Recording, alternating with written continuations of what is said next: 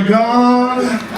Oh my God, oh my God, oh my God. I can't believe you all are here. Because I'm still in a little post-Thanksgiving de-stress time. Is that where everybody is now? Yeah. It's like enough time yesterday with the family? Yeah, I love that niece and nephew all the time. Crying, that's fun. It was really great because, today, November 25th, 2005, because you have to say that if you want a copyright. I just can't afford that. And there's the camera on, so there, November 25th, 2005. So if anybody decides to steal what they hear tonight, it's okay, just take it in your hearts. It's all right. No, it's just, I tell you, this whole journey, first of all, I have to say thank you for coming out tonight for the last night of Ebony Chucky Love here at Downtown Mama. This has been a very interesting journey for me. I'm so glad that you guys are here tonight with me. There was supposed to be some more people I heard, but I don't know where they asked that, but that's all right, because if they black and late, don't be swole. All right, so, your ass ain't here on time. Don't be mad when you see me jumping around talking about, thank you!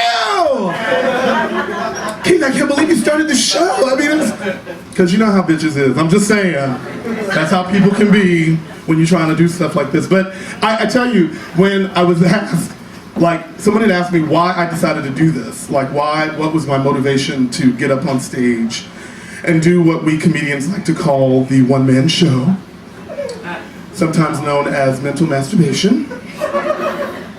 Little word choice there. But it was real interesting because my friend Angela Forrest, she's a really dear friend of mine who lives out in LA now. She and I were talking, having this conversation one day, and she's like, Keith, you are so interesting. You are just so fascinating. You just tell you're so delicious and so delightful. You should have your own show. And I was like, great, thanks. What am I going to talk about? Well, shit, the way you tell me those stories about how you be dating and all the crazy shit that happened to you, that make a great show. And I was like, great. So you want me to bring up the pain again of dating for mass consumption for humor on my behalf. Great, thank you, Angela, my dear friend. And, it was funny, though, because then I realized, it's she's right. Because I don't think people would believe half the shit that's happened to me in my life. So to just tell the story now, really for me is cheaper than therapy, because that's where I'm at right now. Because I can't be giving it up like that no more, $75 a week for an hour and it's even 55 minutes and shit. It's not cute.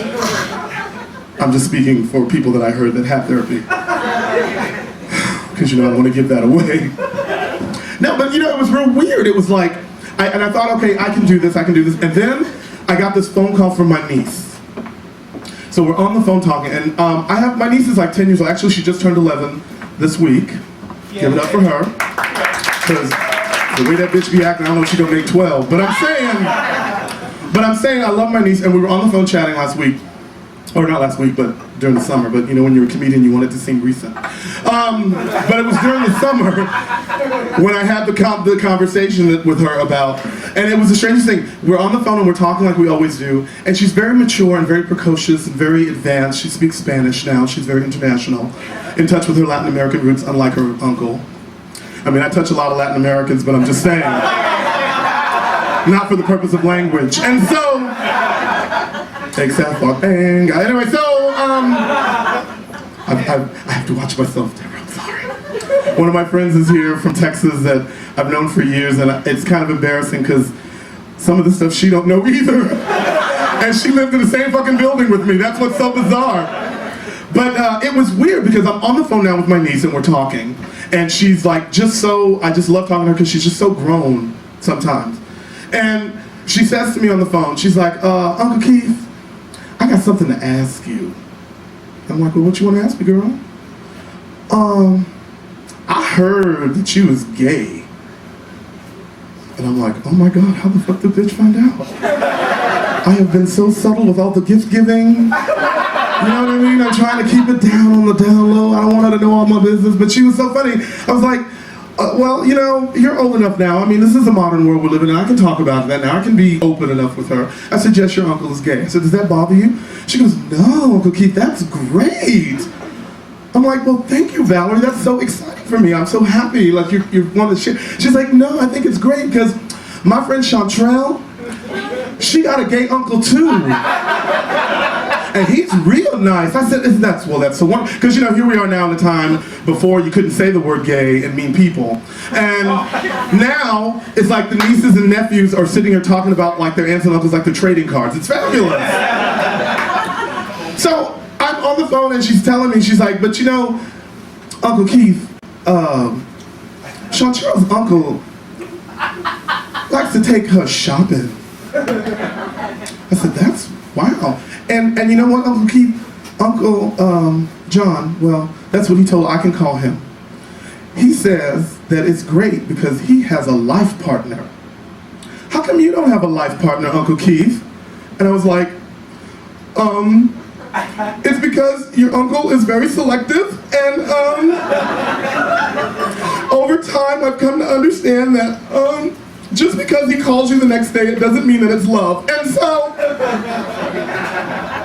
I'm pushing through the pain, because I'm like, I cannot believe my 10-year-old niece, or 11-year-old niece now is taking me to fucking task about my dating scenario. Like, what the fuck is that shit about? So fresh. But then, what got me after that was just like, but they take her out all the time, and they take her shopping, and they buy her all kinds of new clothes. And Uncle Keith, she said that her uncle is gonna take her to Paris. And I was like, wow, that's great, Valerie. She goes, Uncle Keith, how come you don't ever take me shopping? You don't even like to invite me to come see you in New York City. You ain't even sent a plane ticket or nothing for me, Uncle Keith. What's wrong with that? And I said, quite honestly, it's because you're a nosy little bitch. And I don't like no 10-year-old asking me all these goddamn fucking questions. Who the fuck do you think you are? You better learn your place. But really though, and I didn't really say that to her because I love her. But what was so funny was I had to really deal with the fact that my niece, my 10-year-old niece, is asking me about my dating. How sad is that for me? Sad. But it got to this point now where what happened was I decided, after years of being in New York and being a performer and an actor and a comedian, that I'm gonna go out on an audition, and I did, for this gay reality dating show. Hey, gay reality dating show. My life right there. I'm a gay dating phenomenon, right? Pick me. So I go to this audition now, and what they do is they kind of like, they sit you in this room and they ask you a bunch of questions. And they kind of ask some painful questions, and they ask things like, so, Keith, tell us about your worst date. And I said, well, this happened back in 1995. I just moved here from Texas to the Big Apple, and I was a little nervous, I didn't know people. And I decided to answer a personal ad. Y'all so judgmental. It was the late 90s, honey. The internet was not popping, bitches. I just got here, I ain't had no computer. God. So I answered this personal ad now for this guy. We talked on the phone a couple of times because that's what she did. And so the day that we plan now to meet, I'm so kind of nervous because this is my first time out doing this in New York City. You hear it's all crazy people. And so I asked my roommate and my best friend at the time to come with me because once again, you might need somebody to pick a person out of a lineup for you if you just don't show up tomorrow, I have some friends that are a little adventurous like that, and 2 or 3 days will go by when you don't see them and then they call, but I'm one of those bitches that like to know where you've been the next day. So, now this guy shows up for this date and he is wearing a white Oxford shirt with the sleeves cut off because it was summertime and he wanted to stay fresh. Some black leggings. Leggings, honey, leggings, little catsuit pant thing, you know what I'm saying, with the little lap thing, you remember them? And then it was Harlequin printed like, like a Mardi Gras float, all colorful and shit. And then he had on Reeboks and a fanny pack. Now I, of course, it's summertime wearing my cute Docker shorts, nice loafer. I did put lotion on because, I am a black man and this is America. And you don't want to show up on your first date all ashy. And so now I am excited about meeting this person until now when I see him in the cutoff shirt, the legging pants all Harlequin printed, and the Reeboks and the fanny pack. And I thought to myself, now, this just ain't gonna work, I'm sorry. But for me, what I walked away with, I was like, I personally believe that we should all, whenever you have an opportunity to meet people, that you should really take the effort to try to be as authentic to who you are when you meet them, right? Don't you agree? But sometimes that can scare normal people. And when you show up in some fucking cut-off thing, you know, look, motherfucker, I'm just trying to put it out there. I don't know you, you don't know me, we want to make a good impression. For God's sakes, put on some real pants. You know what I'm saying? Why are you gonna show up on a date like this? So now I'm bringing all this stuff up now in this interview. And then now we get to the magic question. The magic question. Magic. The guy looks at me and he says, well, you know, Keith, says, I'm looking here, because he asked me all kinds of stuff. He asked me about my job, like, what do I do? I said, well, you know, I have a regular job. I work in a hospital, and, you know, I'm also a comedian, because I'm here in New York to do my art. That's my art. I want to live for my art. However, I'm 38 years old and a bitch need medical, so I'm going to keep that regular job, you know, till a cute one, you know, because this is fabulous, you know what I'm saying? I love being up here being all funny, and, you know, this is cute and shit, but, you know, bitch got to pay rent, and so, I'm trying to hold that to that reality. And you know what's so funny? It was like, he kept going on, and then finally he asked me, he says, you know, Keith, I'm looking at all this stuff that's on here. You're telling me how great you are. I can feel your energy. I think you're really great. He's like, what the hell's wrong? How come you can't find a man? You sound great on paper. And I was like, yeah, I know, bitch. Tell me something I don't know. I know I'm fabulous, yeah. But everybody don't seem to be catching on to the program, you know? So then he says, well, you know, Keith is like, well, you know, what is wrong? What's the magic? What magic is it that you need? What is it that's going on? And finally I looked at him and I said, you know what? If I had the answer to that question, if I knew what the magic was, I think I'd be at home sucking his dick instead of sitting here talking to you. Needless to say, they didn't call me back. Shocker. But you know, my thing is, I don't care, because I had to be honest, and that's the truth. If I am so fucking fabulous, why is this not happening? Why am I not dating? And I realize now at this stage of my life that I'm okay with a little of this, but I had to explore. I had to dig deep inside, because you know, that's what they say. You know, sometimes shit happens, and it does. And a lot of times, you are in control of what happens, and so it gets all fucked up because that's your shit. And then other times, you know, when you're trying to do what you feel you're supposed to be doing, and then shit just blocks your stuff. And so, you know, you have to kind of decide if it's you, or if it's the universe, or whatever, you know. So I took the time, after the phone call from my niece, and the humiliation factor of going to that audition and not even getting a call back, motherfuckers, I'm just saying. And you know, it was for the gay reality, so a gay network that they were talking about, because, you know, I can't really say the name, but it rhymes with, well, it rhymes with pogo. But I'm not supposed to talk about it because I don't know if I'm still under contract. Anyway, so, but you know, I'm getting over that part about the rejection. But what got me was I realized that I had to explore what was going on inside of my mind and kind of like take my own personal vacation into me. And so tonight this show is, in my mind, a representation of the souvenirs, if you will, of that journey.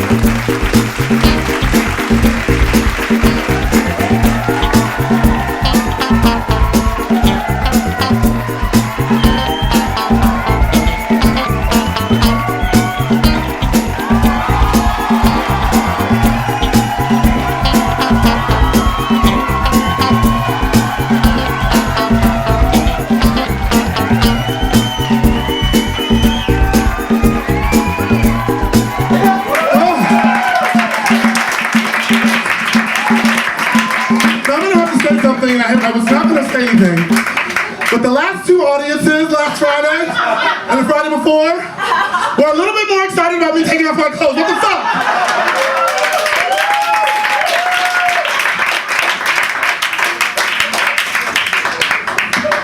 Shit, I'm trying to do circuit comedy. 10, 15 minutes, then give them some cardio. 10, 15 minutes, then, you know.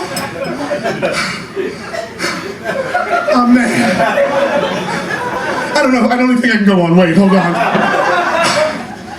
No. It was so weird. I know you cannot have your foot on my stage.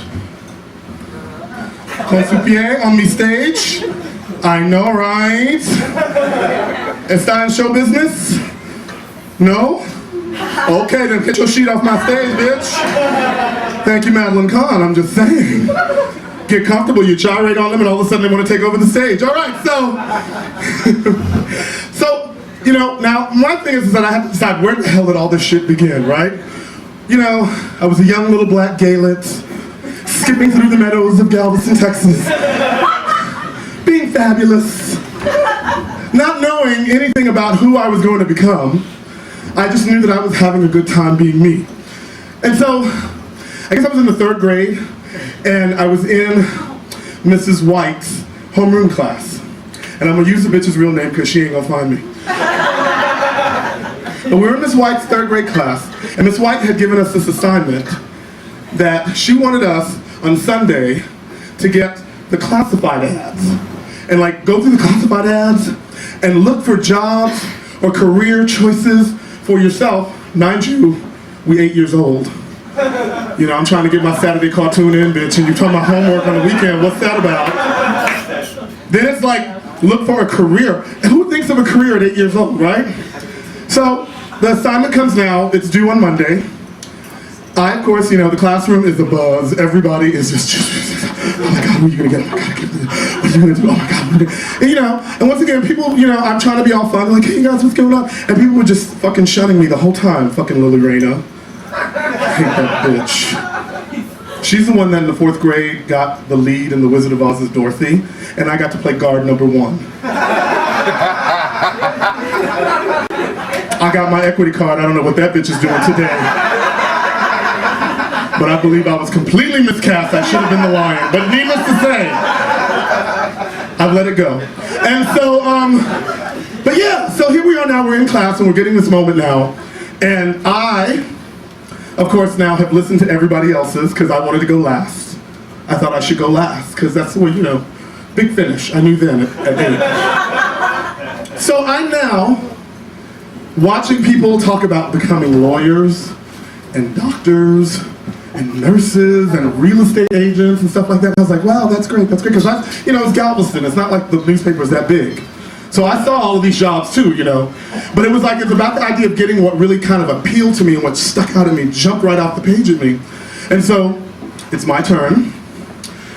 And Miss White calls my name and I have to go to the stage now, well, the podium in front of the class, but in my mind it was the stage. And I, you know, of course walking up there and I took my moment because even though I did not know I was gay, I knew to take a moment. And so, and I stood there and I held my paper up high and I said, you know, Miss White,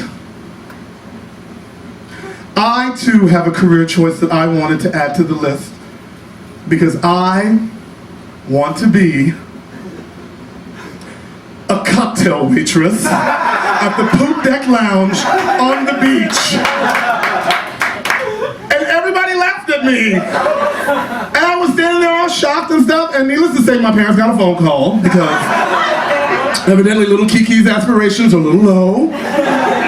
We'd like to see him do a little bit more, but I was thinking on my own when I heard, you know, cocktail waitress, like, it just sounded like fun. I could do that for the rest of my life, chase some cocktails, yeah! I didn't know. I didn't know it was all weird and stuff. So then she turns around, my teacher, and this is what happens. She kind of pulls me to the side, and because, like, I don't know, I don't like to talk bad about Texas per se, but the show's still early.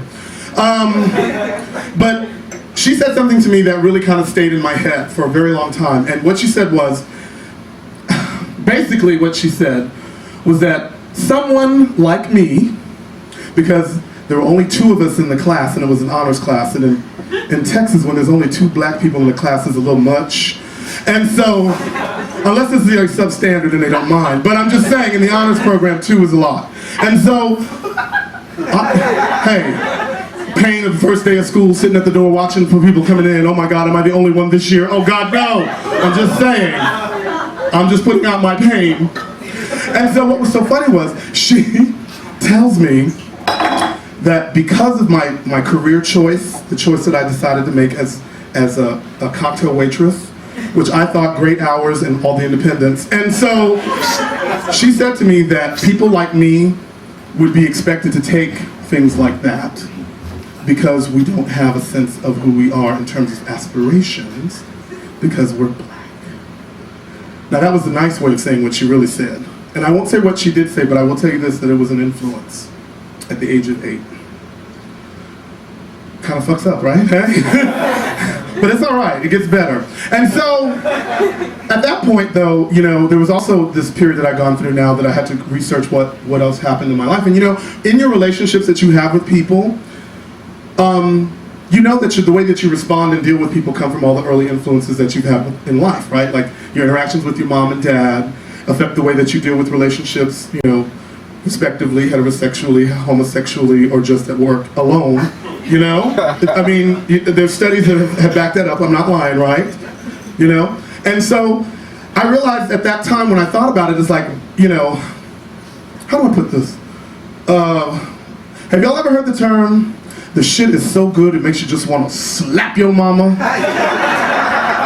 I mean, just slap the shit out of her, you know? God damn, that shit is good. You know, Miss Brenda, and I'll tell you how I really learned to enjoy that phrasing, because this year at my birthday, my best friend Don bought me this pecan pie from this restaurant. It's an upper crust bakery or some crust bakery somewhere in the city. Can I tell you, the inside, the caramelized thing was like custard. Custard, good. Fucking want to just, pow, mama, how come you ain't make no shit like that when I was growing up? Shit is good. How you ain't know that recipe? Gotta wait till I'm in my 30s to discover good pecan pie. Damn! So, you know, there's lots of things in your life when you look back you might want to slap your mama for, you know. Also, the soft serve margaritas that are like ice cream with the mango dripping. Shut your mouth. All right, so if you get a chance when you're in town, we'll go to Rancho's. And so, I am like now looking at my mother and I'm realizing that my mother has had a real big impact on my life. When I was younger, growing up in Texas, in the hot summers of Texas, you learn very early that if you want to stay cool and be in the air condition, you got to be in the room where your mama at, because there's no other AC in the house. You can't watch no other TV because we got to pay for that power. Sit your ass right down up in this kitchen if you want to watch TV with me, because that's the only time we go watch TV. And so I learned at 10 that that's what I had to do if I want to stay cool, because it was cute, you know what I'm saying? And so in the time that I spent with the summers with my mother, I realized that my mother watched the ABC soaps a lot. That's what I did. And I sat with my mother watching All My Children, One Life to Live, General Hospital at one point in time. Remember Luke and Laura when they got married? That's what I'm saying. General, I'm back in the day, honey. That's why I was watching. You know, and it's so funny now because everybody asks me like with soap operas, why you watch them so much? Because the lesson that I learned from watching soaps as a child is that if you tell the truth, you don't have all the drama. Right? Am I wrong? If somebody already don't know that that's their daddy and you go ahead and tell them that's their daddy, then you mess up that whole scenario of hiding the baby and shit for 5 years like they did last year with Bianca and that fucking baby. I was so mad. I was mad. All My Children from the day, I'm sorry. I was a little upset when they had the lesbians baby hiding. That's all. It's a gay issue. And so, but I learned from watching that, I actually learned about love through the eyes of Erica Kane. And so, consequently, that has really fucked up my dating. You know what I mean? Like, at some point in time, I thought I had it together, but then, you know, I had it all together. Because, like, Erica, you know, it's always, Philip! And then they would just go to commercial. You know what I mean? Like, then they pull back, they process, and they go, you know, and life just isn't like that. We don't have time for the commercial breaks anymore. I just think I can't get a good advertiser. But I'm saying, hey, corporate. And so, I'm not selling my soul, I just need to fill the house. And so, hey, I'm just putting it out there, artists in the house. But it was weird though, because like at the same time, it's like I you know, watching all that stuff and watching that, and then watching my parents, because like now, my parents are in their 70s. And so, when you see my parents, like my mother's in a nursing home now, and my father, God love him, like he's there every day. He's always helping my mom out. It's, you know, it's the strangest thing. But then when I flash back about 30 years ago, when my father was a lot younger and a little bit more sprite, he was kind of a free spirit, if you know what I'm saying. Like, you know, okay. Once again, I'm putting out a lot of personal family business, so just take it in. But my sister, actually my niece that I talk about, is my sister's daughter. And my sister is my father's youngest child, but she ain't my mama's daughter, if you know what I'm saying. A little parental indiscretion that had nothing to do with me because I was 5 years old skipping in the playground. But needless to say, the concept of infidelity is not unusual in my family, and it really kind of just, when you're young and you look at how that affects your relationships with people as you get older and what winds up attracting you to people and what you're attracted to, it's like all of that stuff really adds up. And what's so weird is, it's like when you see my parents now, you would have never known any of that was going on, honey, because my father is so attentive. And then you have to stop and think, like, sometimes as you're in a relationship, I guess, over the course of the years, you have to decide if it's really worth it. Because, I mean, if you're married to a philanderer at the beginning, you better hope to God that if you both are still together and you're in a nursing home, that bitch ain't still philandering, you know what I'm saying? Like, at some point, the arc of the character has to change, you know? Please be nice to the old lady in the house. And so, you know, but like I said, it's real interesting because I know that my father loves my mother by what I see. However, I also know that my father is responsible at some point too for fucking me up as well about my interests with men, and I'm gonna put it out there. I'm just gonna say it. Now, I love my father, but you know, I was 11 years old, and I went to go visit my grandparents for the summer. Fabulous summer. It's Florida, and it's hot too, just like Texas, so fucking I ain't going outside either. Turn that fucking TV on, I'm watching Erica Kane right here in Fort Lauderdale. Don't fuck with me, lady. So I spent the summer watching TV, and I gained about 25 pounds. So now it's the end of the summer. I got to buy new clothes, which was very exciting because I was a young Galen. Woo! Clothes, wow. If I'd have known I had to eat more to get clothes, God. And so I then now get to Texas. I fly back to Texas now. My father's going to meet me and pick me up. And you know, when you're that young, you always have to hang out with the stewardess because you're not old enough to travel by yourself, but you're traveling by yourself, and so like it's so cool, you know, like you're 10 and you're getting off the plane after everyone else because you're so special. You have to wait, get little wings on. So I'm like walking, you know, getting off the plane with the stewardess, and I'm walking, and she's holding my hand, and I'm walking. I'm like, I'm so cool. I'm so cool. Because I've gained 25 pounds, this shit ain't easy to walk so fast.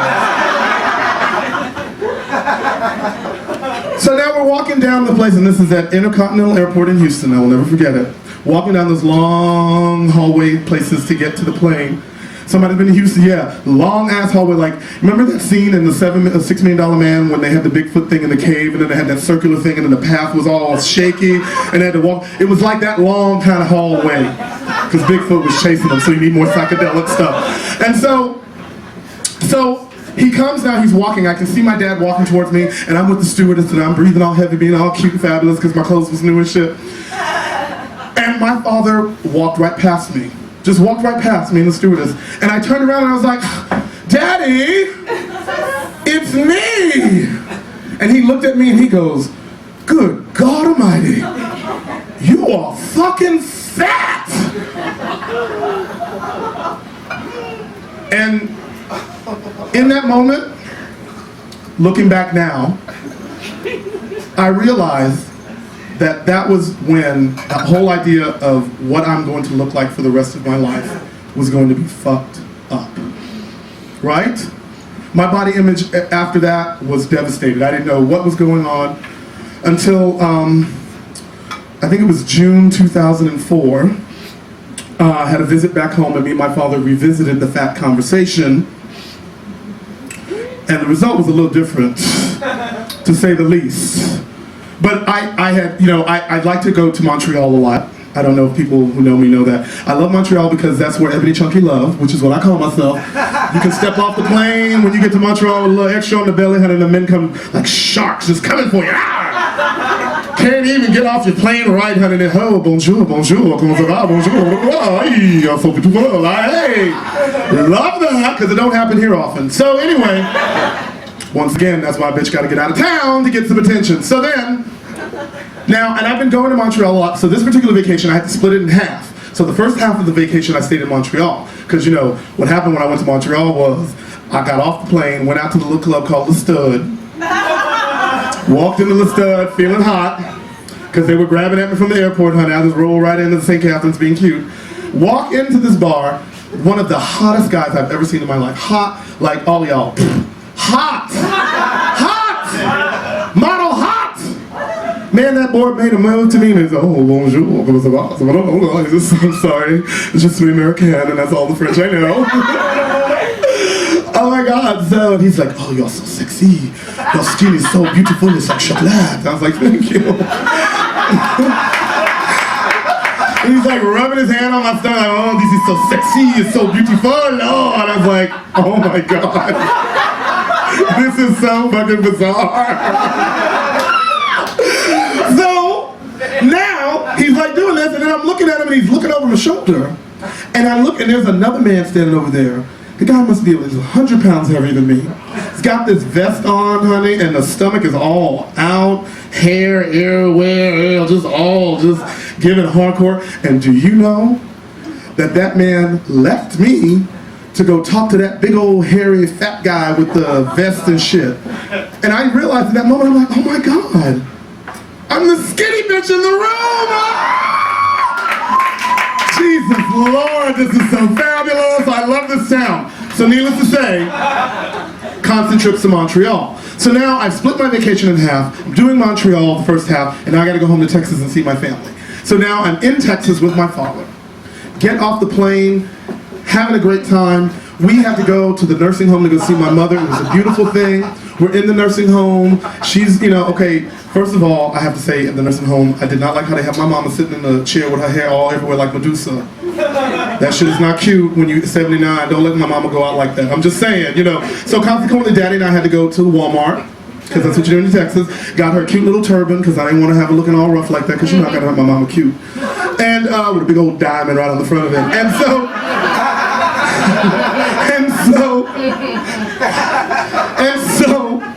we are now in the store. We were leaving the store. There's a little deli thing right next to the door, like here, a little bodega. And there was a Mega Millions Saturday. I'm excited. Friday. It was exciting. Millions of dollars. Me and my father are bonding. We've done the thing with my mom at the nursing home. I'm feeling the energy. The karma is hot. Let me go pick up this $1 million ticket. Honey, me and my daddy gonna live like millionaires up in this piece. Cute! Because that's how it's gotta be, right? So now, I get in the car after picking up this stuff now, and I'm sitting in the car and my father's driving, and then my father just all of a sudden looks over at me, and he keeps driving and he's looking again, and then he goes, Keith, since your last visit here, it's like you put on about 50 or 75 pounds. You sure is a fat fuck. And then all of a sudden, I took in a real deep breath. Real deep breath. Deep. And when I let that breath out, the first words that came out to my father, I looked over at him and I went, fuck you.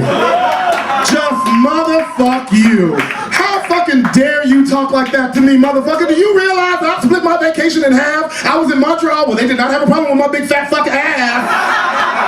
Doing just fine with Jacques Sinclair, mother scratcher. And you gonna come for me now with your fucking pot belly and man titties at 75? No, honey. There's a new game up in here, motherfucker. We ain't having that shit no more.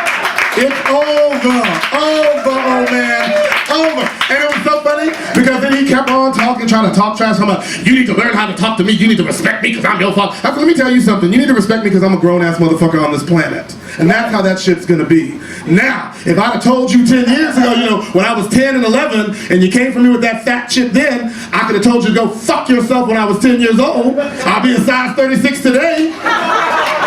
Alright, I'll be missing some teeth and gotta get some implants, but fuck, I'll be a size 36 if my father would have punched the shit out of me at 10 years old. Come for me now at 37, I'm gonna put you out, old man. I'm gonna put you out. And it was weird because like I said, I realized in that moment that I was that 10-year-old child. And if I had said that to him, I'd be fierce. Instead of fighting every day, wondering about the fucking pecan pie from yesterday. That's all I'm saying. How many more bites can I have before I can get back on the elliptical? You know what I mean? I don't need that fucking pressure no more. And at that moment, I was free of my body image. Free. I'm gonna be who I'm gonna be, and if you wanna rub up on it, rub up on it. If you don't want it, hit the road, honey, because I got a credit card and a rental car. I don't need none of you motherfuckers. Okay?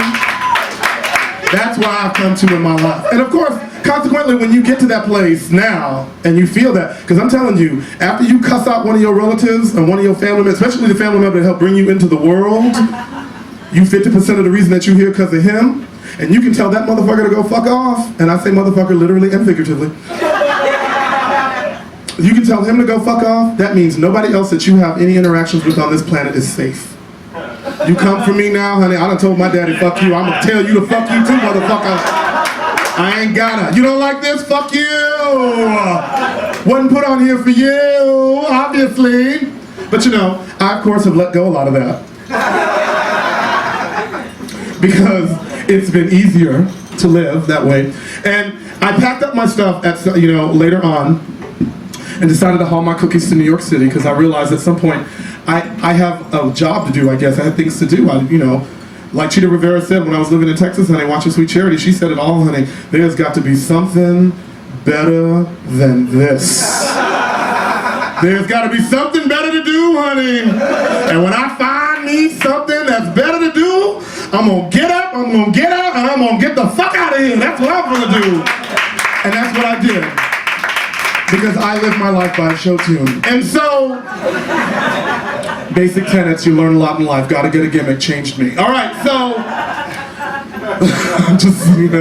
I'm just telling you, get with it. And so what was so weird was when I decided I packed up my shit, I'm gonna move to New York, and I'm gonna do something. I work in a hospital in Texas, I can find a job, I'm a comic, I know I can find a club, I'm just here, damn it, I'm wild. And of course I couldn't find a job, and the first job I had to take when I got here, believe it or not, thanks to my need to be a cocktail waitress, I got a job as a bouncer, DJ, house mother, MC, sometimes janitor, at a strip club. So it was me, naked women, and a bunch of horny ass men. And let me tell you, it was quite fun being in the middle of all that, honey, because I learned a lot about myself. So I realized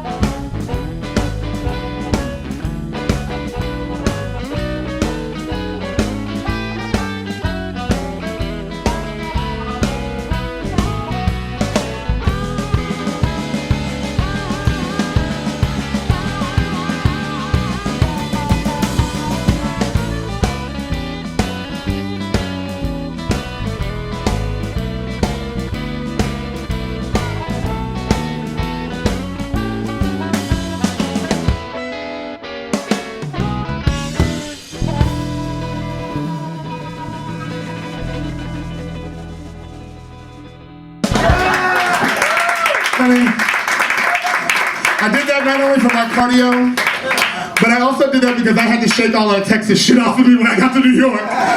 Because you had to strip it all away. Strip it away. And so it was great. So I worked in the strip club. Fabulous.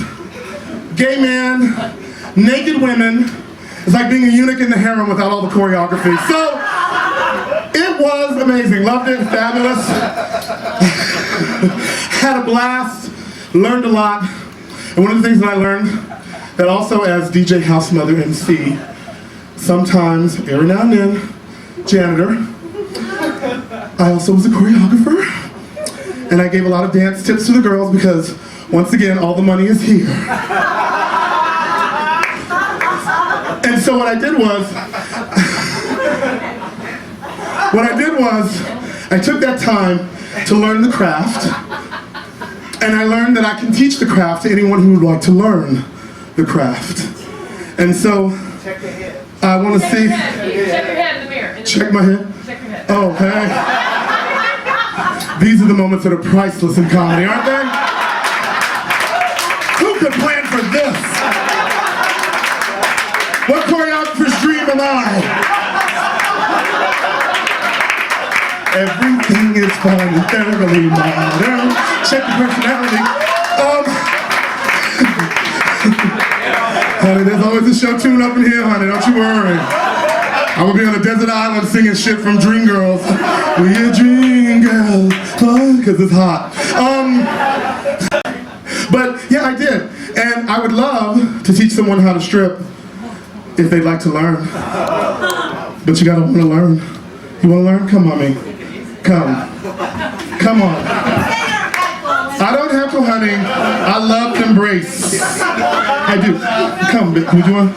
I'm not gonna embarrass. This is not like a wet t-shirt contest where like I get you all up here, make you act like a hoe, and only one person gets the money and everybody else is like a bunch of sluts. It's not like that. That was the 80s. Come here, baby. Don't be scared. Come. It'll be fun. Take off your coat so that you can feel comfortable with me. Ooh, work it out, mamita. Venga. Don't be scared, honey. Come. Come, precious. Ay, mommy, you look so fabulous. What's your name? Deirdre. This is Deirdre, everybody. Get it for Deirdre. Now I need a man, only for the contest and later on for after the show if you got a number high. Anybody bold? Anybody bold? Come on. One guy. Come on. Venga. Come here. Come on. No, come on. Come on, Poppy. Come on. Get your ass up here. This room is costing you by the minute. Get your ass up here, bitch. These slow ass motherfuckers. Get your butt up here. What's your name, Papito? David. All right, everybody, this is David. How you doing? Just have fun? I'll be with you in a minute, Deidre. So you into a little Ebony chunky love, baby? Oh, maybe. That's better than what I got last week. Because I got this last week. No! But this week it's a maybe. Things are getting better. So, come Deidre, baby. I don't mean to ignore you because I love my ladies. Doesn't she look hot? Working them boots, girl. There's some cowgirl in Texas mad at you, honey. She is mad at you for stealing her boot, girl. She hot, right?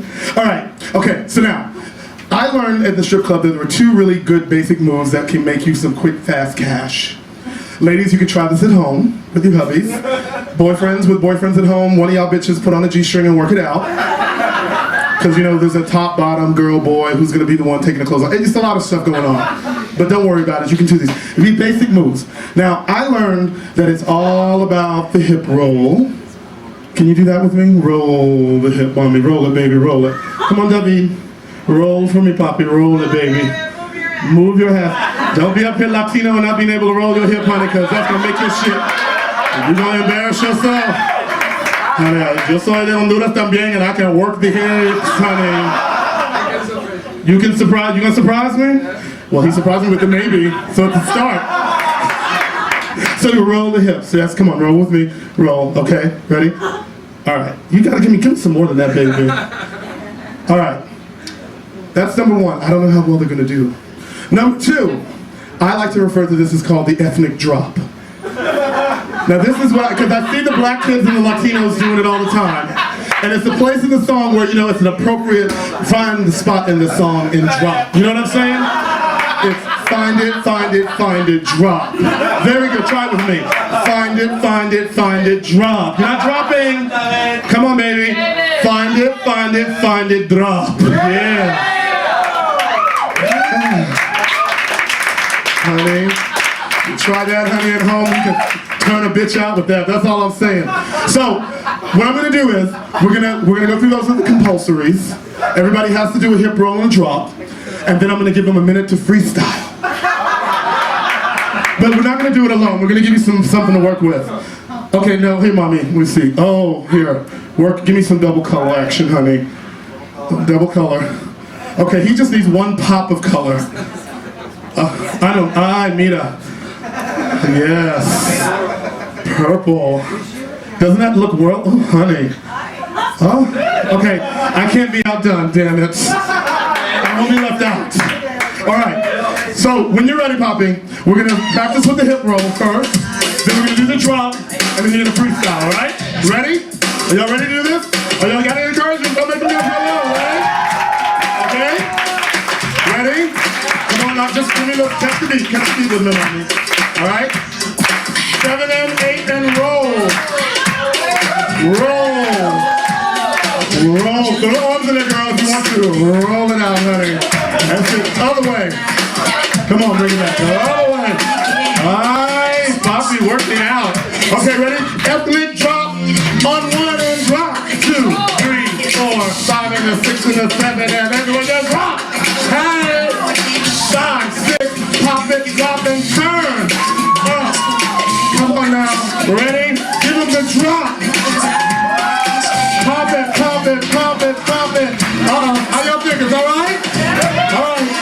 Everybody, let you get your freestyle. Ready? Come on, take it to the stage. Come on, baby. Come on, get it right. Get it right. Ready? Okay. You guys ready to freestyle? Freestyle on 5, 6, 7, and 8. Work. Come on, let's see it. Get it to the DJ. Get it to the baby. Work, baby. Work, work. Come on, baby. Come on, baby. Give me some more, baby. Show that hip, honey. Give me some hip, baby. Give me. Oh, let's hear for them kids. Hey, let's hear for all those strip contest. They start it now. Oh, he's matching my step. Hey, roll it. All right. Okay.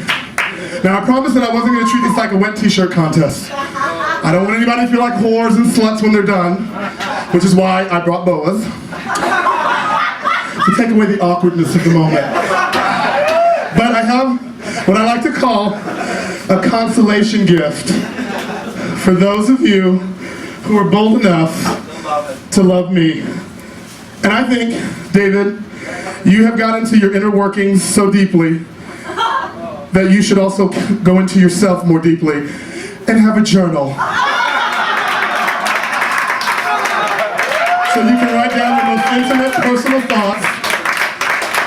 And your mommy, because I know you're a nurse on the go, and you like to get your stuff happening, so you, my darling, you can have a keep laughing, stay fabulous, personal tote, so you can carry all your supplies. Wait. But there's more. There's more, because that's just a consolation for just playing along with me.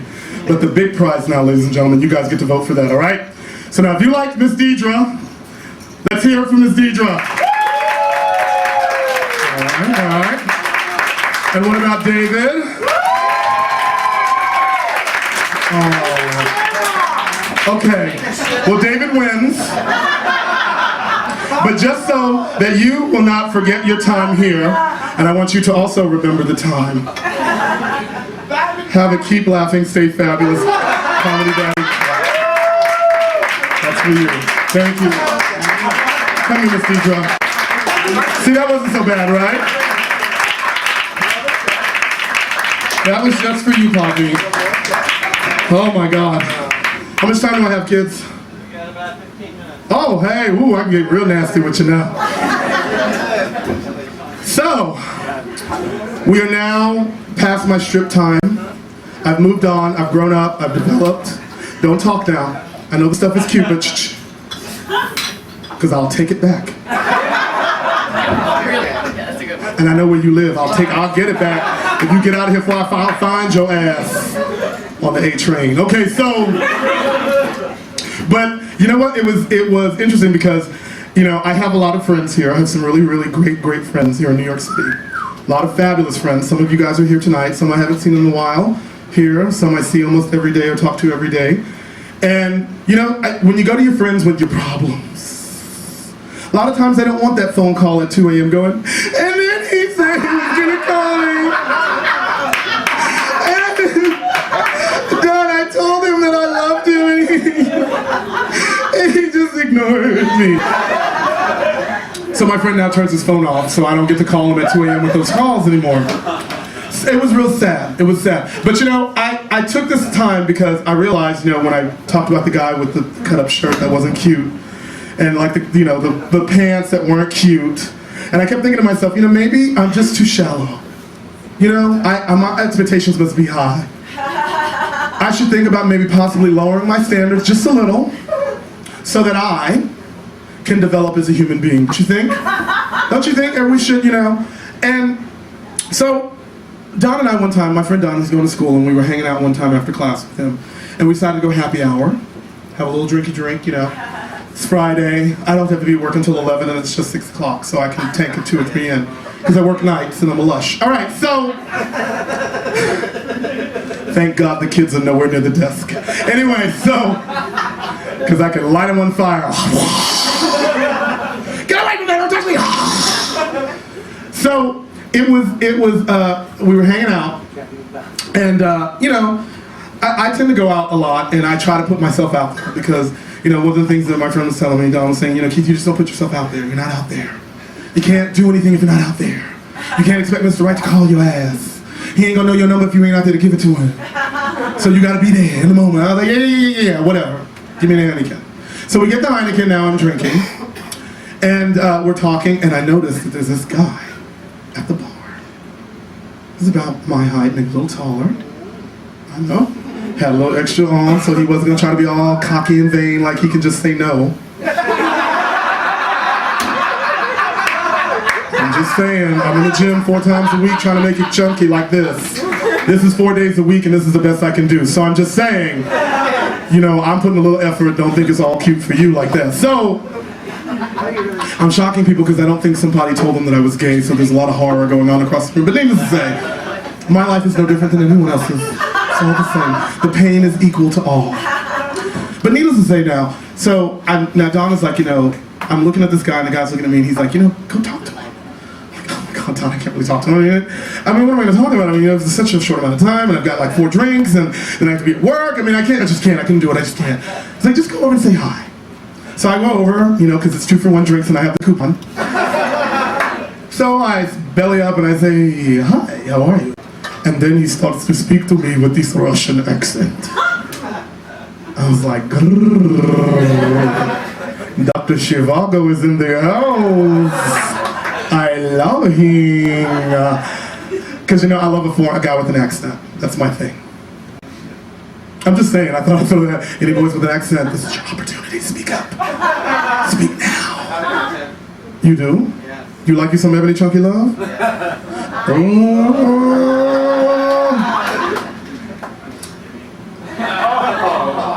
You see, this is why I can't get a date. Because of bitches like you. You fucking say you want me, then you don't. You say, this is why I go to Canada, Montreal. I'm sorry. Don't be sorry because you a bitch. Don't be sorry. Because this is what I've been wanting to say to men for years. Because I told you, I done cuss my daddy out, honey, you ain't safe. Anyway, so you say yes, you better mean yes, goddammit. Jess? Well, it's too late now, I'm over you.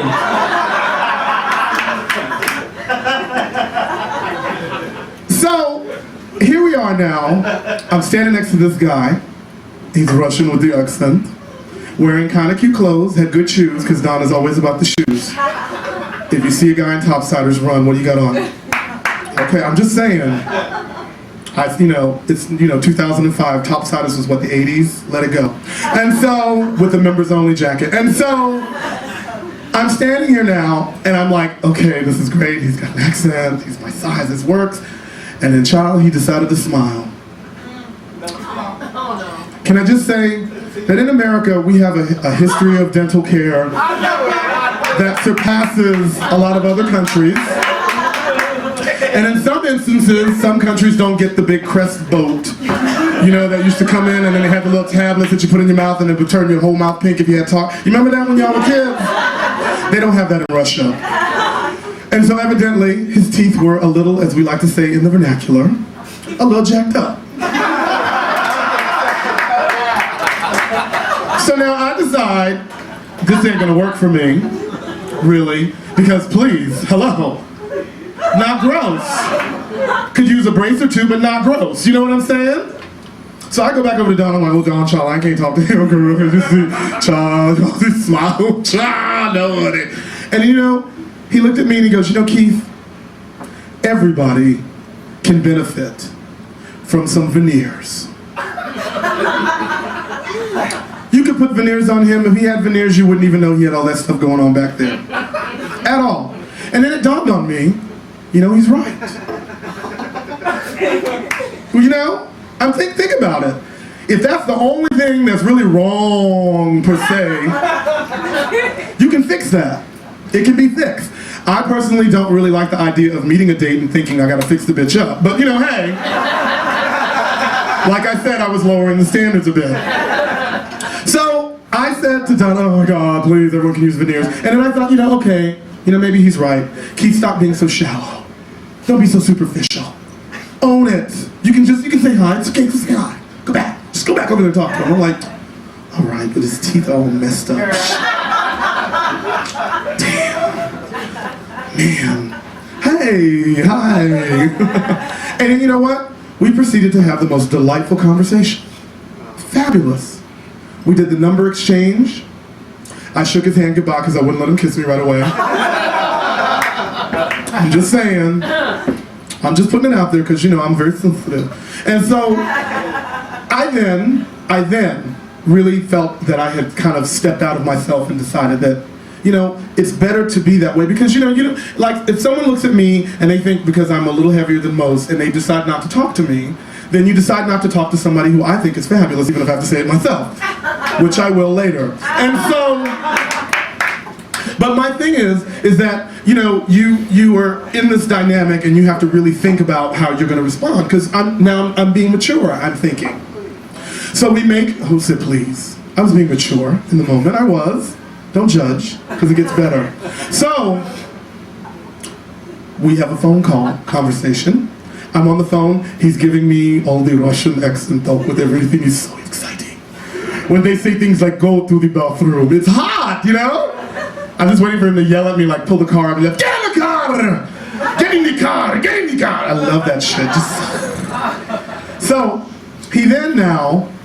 we set up a date, we meet at Starbucks, go to Starbucks, have a little coffee, because that's how you should do it. You shouldn't just jump right in. Although, really coffee stains are probably not a good thing for him. But I'm not judging, hey, because we're talking long term, if it could work out, veneers. That's what he said, get him some veneers. So, I'm thinking in the back of my mind, that's the best that we can do, and I'm gonna stay with it. So we then go over to the Christopher Street Piers. We start walking in the moonlight. It's beautiful. Stars were everywhere. The water was just crisp and wonderful. Beautiful. And I'm with this guy, dressed very nice, once again, in appropriate shoes. We're talking on the water, it's all beautiful. And then as coquettish as I am, I touch his arm. And he goes, you have a very nice touch. Really? Oh my God, this is so great. So then I suggest that we go get a bite to eat. We go now to Sammy's Noodles over on 6th Avenue and 12th Street, and the location is very important. I want you to hold that in your head. 12th Street, 6th Avenue. I'm in Sammy's Noodles. We're sitting in the front window, honey, where everybody passing by can see me and this man with no bad teeth, Me and him just sitting there just talking, and I'm just going, God, it's gonna be great when he gets veneers. And so, because, I'm still keeping it in the back of my mind that he needs it, but at the same time, the conversation is great. We're learning a lot about each other, it's all fabulous. We leave now because I have to go to work, and he has to go to work as a fashion photographer. He does like a lot of cheesy club shows, and all those bad little ghetto girls with their little sass outfits and prancing, the ones you see on Access. Those were the ones that he was taking pictures of. So he's a budding fashion photographer. It's great. So now we leave Sammy's Noodles on 12th Street and 6th Avenue in the heart of Greenwich Village. You hear me? So we're walking, everything is great. He's walking me now to the subway stop. It's all kind of romantic because the moon is still out and the stars are still happening. It was all cute. And so as we're walking, I decide to kind of be coquettish and grab his arm. Just a gentle little hand, just cozy. It's like that, just cozy.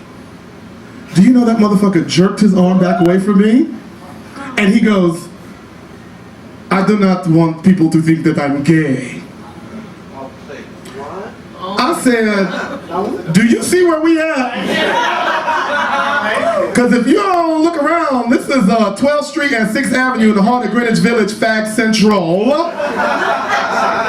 So if anything, people are going to assume that you're gay being here in this little area. You know what I'm saying?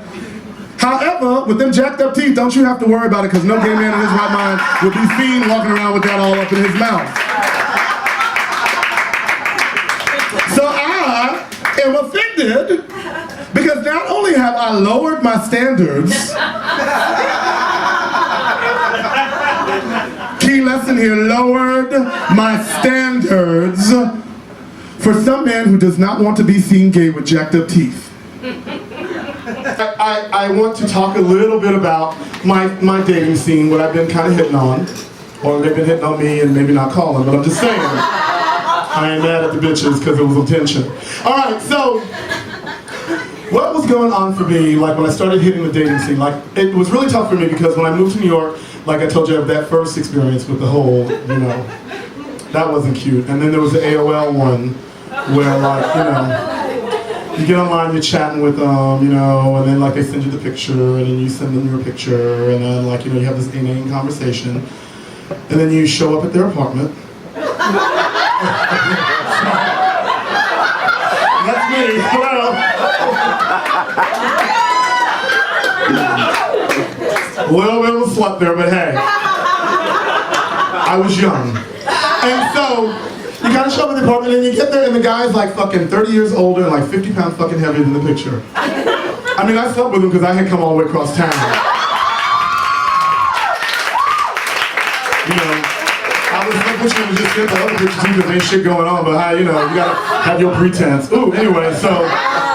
But you know, going through that process, and then I met the guy on the DL. Have y'all ever had brothers and sisters out in the room, the brothers on the DL? You know, the ones that aren't gay, but they like men. For sex. And that's all. No contact, don't kiss me, don't come near me. Just, you know, it's just, you know, because that's what I do. So this guy, like now, he chases me down in the Burlington Coat Factory. I was trying to give him something cute for the show. You know, in Burlington, when you're a big girl, she do got a bargain. That's all I'm saying. Burlington. Faux sway, touch me.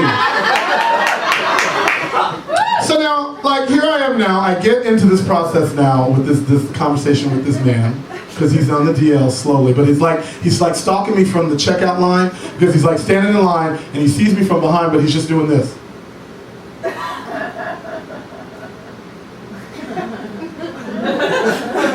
I'm like, what's going on, bro? Because, you know, in the gay world, it's not like that. It's more like...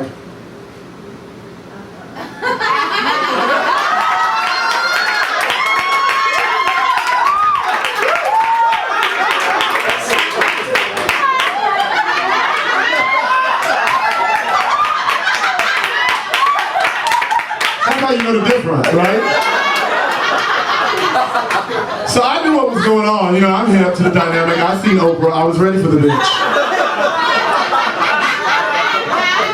So he chases me outside, we get outside, he starts talking to me, and the first thing he says to me is, he goes, hey. And I go, hey, how are you? Nothing. No conversation after that moment, just dead silence. I'm like, okay, the art of conversation. You say something, I say something, ask a question, you answer, then you say something, hence dialogue begins. Normally you don't feel you have to go through all that process with a mother scratcher, but hey, you gotta get, you know, I get the dynamic upon which I'm working with. So eventually I get tired of dealing with him and I leave and I walk across the street now over to the Circuit City. What the hell is this over there across the street on 23rd Street? So, what is it? JR's or something, whatever. Right across the street from the Burlington on 23rd Street. Because I'm telling my business. So now, I'm walking away from him, noting that he is watching me walk away, and I try to do that whole Loretta Devine, waiting to exhale, slow walk. So you can kind of see where I'm going. Because you never know if he's following, I want to be in the mode, you know what I mean? So now I get into the Circuit City, so I get into Circuit City, I'm trying to find some cheap DVDs. The guy then all of a sudden shows up out of nowhere and there's an arm in front of me as I'm down at the rack trying to pick shit up and I see this arm, I'm like, well, how you doing? I guess you got caught up in the madness, huh? So, what's your story? Well, you know, I like to be real upfront with, you know, whoever I'm talking to because, you know, I got a wife and 2 kids. It's like, I see. Well, how are we gonna do this? Let's see. Now, if you and I were to, let's say, hook up, obviously we're gonna have to do it at my house, because we can't go to yours. And that means that when this experience is over, pretty much I wind up getting hard dick and messy sheets. That's all I'm saying. I'm just putting it out there, people. I know y'all don't want to hear it, the truth, but this is the fucking truth. My fucking reality, fuck all of you bitches. And you come to that realization, and I was like, so if you want to get with me, honey, it's going to have to be like a hotel room someplace cute. And you can pick up some Chick-fil-A or something down at the, I get hungry later, quick. Because I've learned when you're in these scenarios, when you're the other woman, you don't really get shit unless you ask, right? I'm just saying, if I see, Jerry Springer, them other women don't be getting a lot, but a lot of grief and heartache and embarrassment. But goddamn it, I'm gonna get me a cute hotel room, some fold-down sheets, and some Chick-fil-A. That's where I'm at. Mall food, that's what I'm talking about. I want some mall food up in this piece on the stretcher. So I tell him now, I'm sorry, but this ain't gonna work for me unless we can work on those parameters. Well, then I'm sorry, man, I guess it ain't gonna work. I was like, that's good, because I don't have time. I've got a show, really, and this is just wasting my time. And I saw Oprah anyway, and you're tired. Excuse me. You are tired, motherfucker. Get your shit together. Don't be all up in my grill talking about you looking to play around on you. I'm not here for that. Especially because I don't know what your wife looked like, and if that bitch looked like she could take me, the last thing I need to be doing is messing with your arm. Because you a dumb mother statue out on the street hitting on men. So, in conclusion, as we can see, it was my schooling, my mama, my daddy, various men on the DL, that have all seemed to have molded my personality that you see here before you today. And thank God I've never lost the urge to dance and none of that, because that really would have been embarrassing at this point. But it was so strange, because when I was home this last weekend, this is where I'm going to go, because I think that part of what we should try to get, at least what I picked up from this, because I've kind of gone through this whole transition now. I've been making an effort to work out more and trying to eat a little bit better, thanks to my friend Yvonne and some great coaching that she gave me. Give it up for Yvonne, because that bitch got me on an hour on the elliptical now, honey. I'm tearing that shit up, honey. Working and pumping and pumping. I got a new CD now that's gonna be hot for me, so I'm telling you, January, if you bitches ain't getting on the Ebony Chunky Mountain right now, don't come looking for a ride after January, honey, because I may not have no room for you, because it's gonna be popping. But what was weird was I got into this huge fight with my father when I was home. Huge this past Sunday. I mean huge. Because I went home and I went to Texas, and while I was in Texas, there was a proposition that's on the bill that they were having, Proposition 2, where they were basically going to outlaw the concept of common law marriage, which is the basis of any Texas trailer park relationship.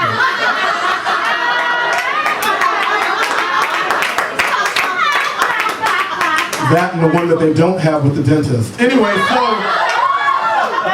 yeah, I said it, fuck it. I'm from there, I know what's up. I'm just, I ain't Texas bashing, but look, I'm speaking for me. Because the white people from Texas, it's not that bad. I don't understand I'm just telling what I'm seeing. So needless to say, see, I forgot my point.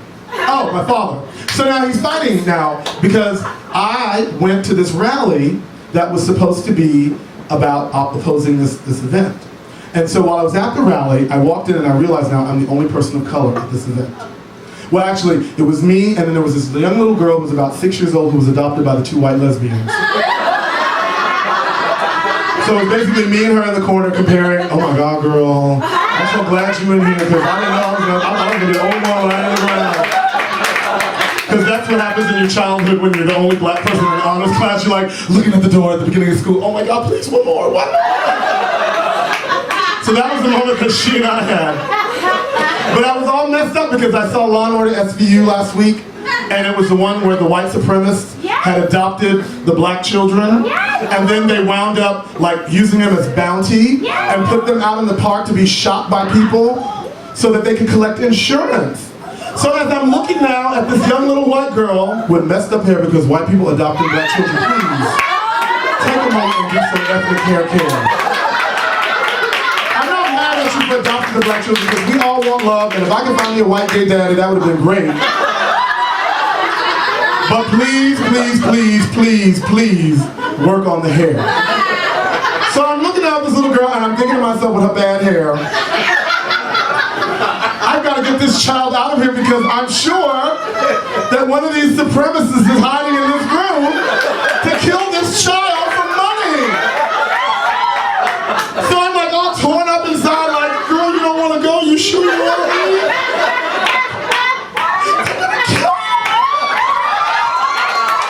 I'm chasing behind her with a hot tone, girl, let me fix that. Make shit all that tight up every day. But then it spawned this huge argument with my father, and he got upset with me because I started talking to him about the rally, and then he says in one breath, he goes, you know, he says that's the way it should have been anyway, because that's what it said in the Bible. Now for the last 9 years, those of you who know my father is hilarious. That moment his ass was not funny. I said, how are you going to stand here and tell me this? My father's the same man who, when the whole gay marriage stuff started breaking out, he calls me up on my phone, and he's like, all right, Keith, I need to tell you something. I'm not a fan of this whole gay marriage thing, and if you're talking about you're going to show up here with some man, this is your husband, you need to respect my husband, daddy. It's like, if he's going to be there and he's going to be your husband, he better be rich. And like in that moment, I'm like, oh my God, I'm daddy's little princess.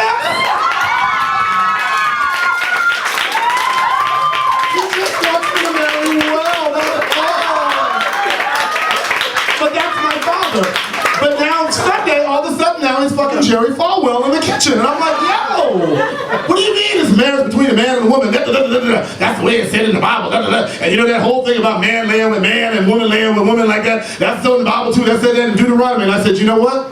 It also says thou shalt not commit adultery in the book of Exodus. And it seems like you passed that one up, bitch. So don't fucking call me out on no Bible verse, mother scratcher. Who you think you're talking to? I was like, you know, don't all of a sudden now, it's funny for you to make fun of me, and then at the same time now you're going to come for me with the Bible. It's like, you can't have it both ways, Daddy. You just can't. So the next day my father now has decided he's going to make up like he always does, which is basically he just starts talking nice to you. The argument is over. Good morning, Keith. How are you? Daddy, I'm fine. How are you? Well, I just want to let you know that the problem that I had yesterday before you and I had our little thing, that I've worked that out. And I said, well, that's great for you, Daddy, because it didn't involve me and I could have given a shit, but thank you. He says, but, you know, so, you know, that's the way it is. And then he goes, hey, you want my chain? And I'm like, what do you mean your chain? The chain you have around your neck, Daddy? Why are you giving me jewelry? He goes, do you want the chain or not, right? This is the one, it's like either yes or no. Answer the fucking, what do you want? I told him, you're talking to me like that, then fucking give me the goddamn chain. So my father gives me the chain. Then he takes a ring off of his finger and he says, I want you to have this ring. And I'm looking at the ring and I'm like, gee, Dad, that's great, but why are you giving me your jewelry? Because I'm starting to flash back to this whole like sociology experiment where like, you know, when the parents start giving away this stuff and like people know they're dying or something, so I'm freaking out as my father's telling me all this and he's giving me jewelry. And so, as the time went on, I realized that this is my father's way of trying to apologize to me and trying to show me that he loves me. Because he's a very stubborn old man, and I'm a stubborn younger man, soon to be older, and like I said to him, I said, Pop, I want you to know that I love you.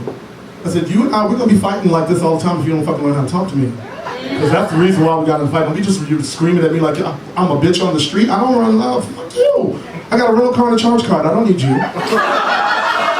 Coming for me, all that bullshit. I was spending my money to come to Houston, Texas when I could have been in Amsterdam. Don't play yourself, old man. So, at that point when I said goodbye to him, I was like, you know, Pop, I love you, and I just want you to know that we're going to fight, and if this is how we're going to fight, then that's fine, but I want you to know that no matter what happens, I'm going to still love you. And he's like, well, I love you too, but, you have to love me because I'm the only father you got. And I said, well, Daddy, actually, it's not kind of true because I've asked several men who's been my daddy. And some of them have responded quite in kind. So, Thank you for your concern. However, in the moment, I realized that it was a beautiful, that like me and my father had a beautiful moment that he's sharing with me, and it's great. So when he gave me the jewelry, I put the ring, well I did. I put the ring on the chain because I have to wear it like a pinky ring and it clashes with silver. I love my father, but I was never really a gold person. But I decided that I'm gonna wear this whenever I perform because I always talk about him and I always blame him for a lot of stuff in my life. But at the same time, I realized that my father loves me. And if you are a gay man living in this world and you have not had that experience of having your father really actually spend time with you, talking shit to you, cussing you out, you cussing him out, and having those moments, then that's really sad for you. It is. I'm not trying to be shady, I'm just pointing this shit out. It's sad for you. But it makes me thankful that I have what I have, even though I have the fighting and the carrying on with him. And so I told him, I said that I'm going to always wear this stuff and I'm going to keep it close to my heart, like where he is too for me. And on top of that, I decided that, you know, I'm fabulous.